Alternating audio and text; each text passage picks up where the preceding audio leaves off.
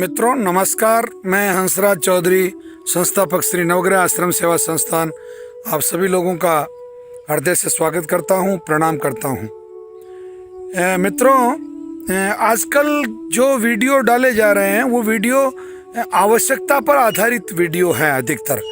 तो मतलब जिस तरीके से चूँकि क्लासें नहीं चल रही है और क्लासें बंद हैं, तो लोगों की जो क्वेरीज हैं वो सभी को इंडिविजुअल रूप से पूर्ति नहीं की जा सकती या सभी लोग यहाँ नहीं आ पाते हैं।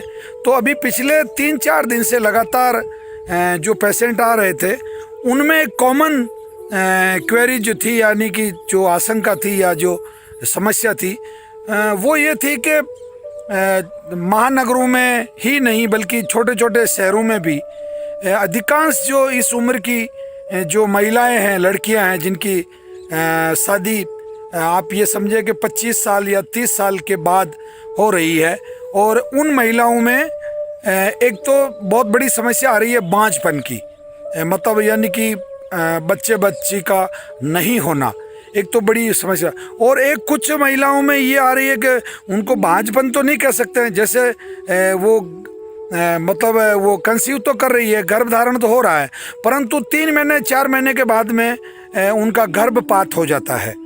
ये जो बीमारी है। और एक तो अब इसके अपन 2 हिस्से करते हैं इस समस्या के। पहला जो हिस्सा है वो ये है कि अधिकांश जो रोगी हैं इन दिनों में, जो इस संदर्भ में जो आए हैं, वो उनमें फर्टिलिटी रेट की बड़ी भारी समस्या है, यानी कि महिलाओं में अंडे का कम बनना या पुरुष में शुक्र का कम बनना।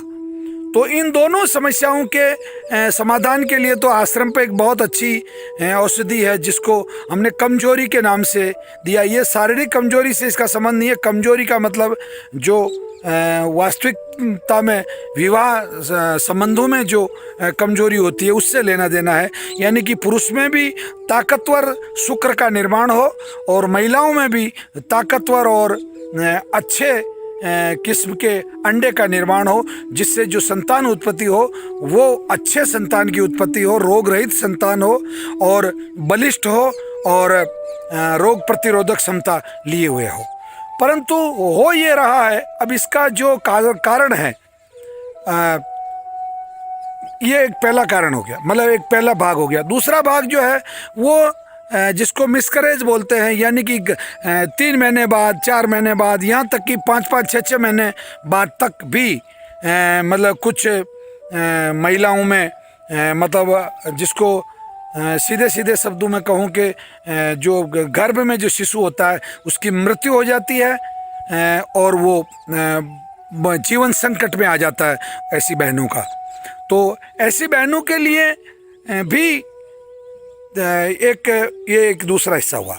अब इन दोनों हिस्सों को अगर एक साथ अपन देखें तो एक मेडिसिन तो जो कॉमन है हो रही है वो कमजोरी है और रक्त शोधन है, वो आपको समझ में आ गया। अब इसको मैं साइंटिफिक तरीके से आपको समझाना चाहूँ। जो बांझपन वाला है वो हिस्सा आप पहले समझ लें। बांझपन, आजकल चाय का इतना चलन हो गया है कि दिन भर चाय पी जाती है। चाय के अंदर बहुत ज़्यादा टॉक्सिक्स होते हैं, शरीर में एक हीट डेवलप होती है। दूसरा, बहुत ज़्यादा स्पाइसी खाना खाया जा रहा है।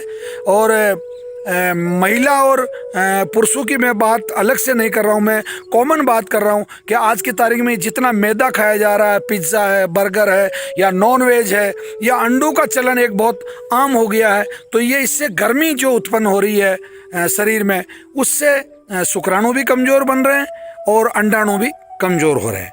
और बल्कि कुछ में तो है ही नहीं। एक समस्या तो ये है, कारण ये हुआ।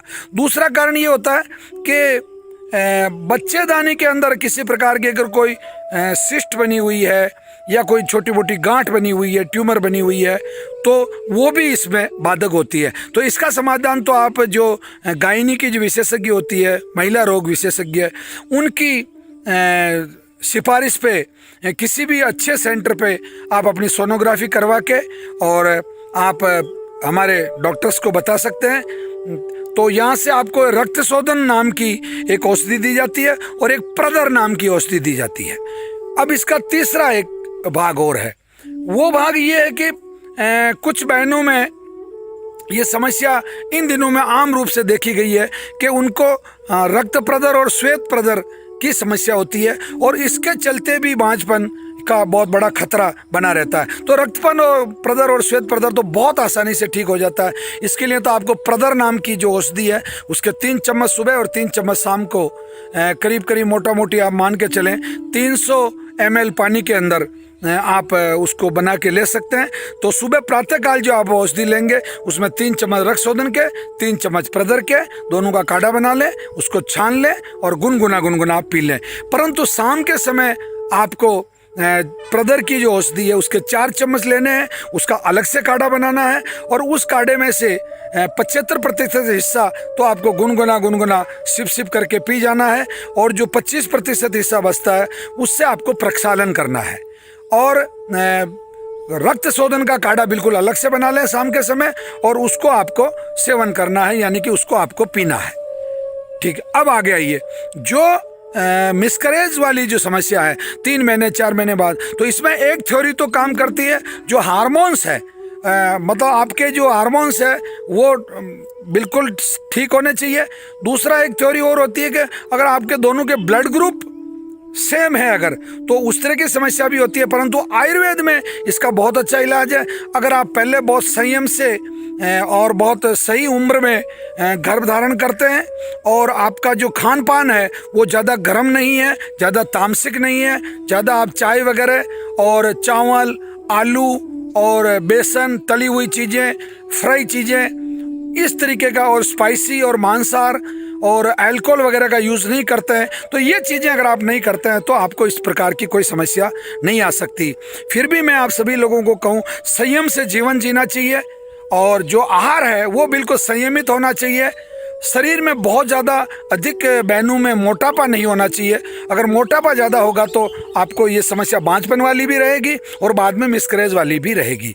और पुरुषों को भी मैं विशेष तौर से भाइयों से ये निवेदन करना चाहता हूँ, जितना हो सके सात्विक जीवन जिए और तंबाकू वगैरह का उपयोग नहीं करें। ऐसा देखा गया है कि जो ज़्यादा लोग तंबाकू और गुटखे का जो उपयोग कर रहे हैं उनमें बांझपन की समस्या एक बहुत कॉमन प्रॉब्लम आ रही है, क्योंकि उससे आपका जो शुक्र धातु है वो बहुत कमज़ोर हो जाता है और उस कमज़ोर होने की वजह से जो आपको जो संतानोत्पत्ति होती है, अव्वल तो आपके शुक्र ही बहुत कमज़ोर हो जाता है, उसका निर्माण ही बहुत कम हो जाता है और हो भी जाता है तो उसके बाद में मिसकरेज वाली प्रॉब्लम आती है, क्योंकि कमज़ोर जो शुक्र है सीधा स्पष्टता है कि वो ठीक उस तरीके से डेवलप नहीं हो पाता है और डेवलप नहीं हो पाने की स्थिति में आपको नुकसान होता है।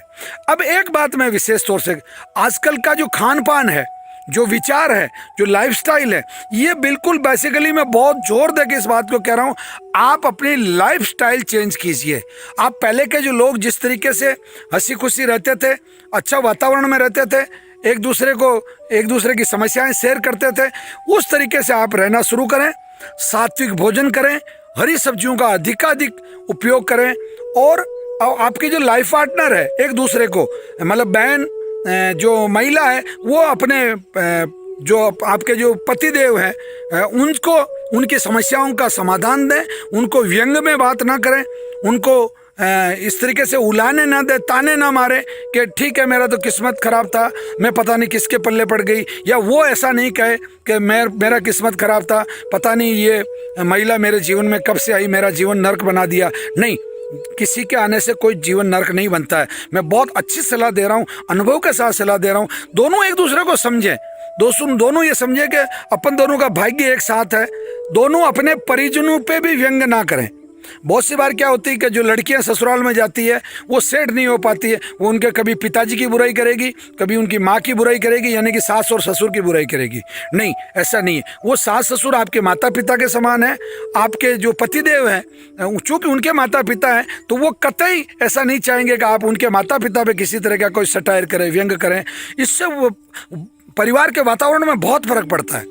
आप जब चिड़चिड़े होते हैं, और ख़ास तौर से जो गर्भकाल है वो तो शुरू के दिन से लगा के और 9 माह में जब तक कि आपके जो बाल गोपाल इस संसार में आते हैं, यानी कि आप बच्चे को जन्म देती है, ये बच्चा हो या बच्ची हो, ये सौभाग्य से होता है।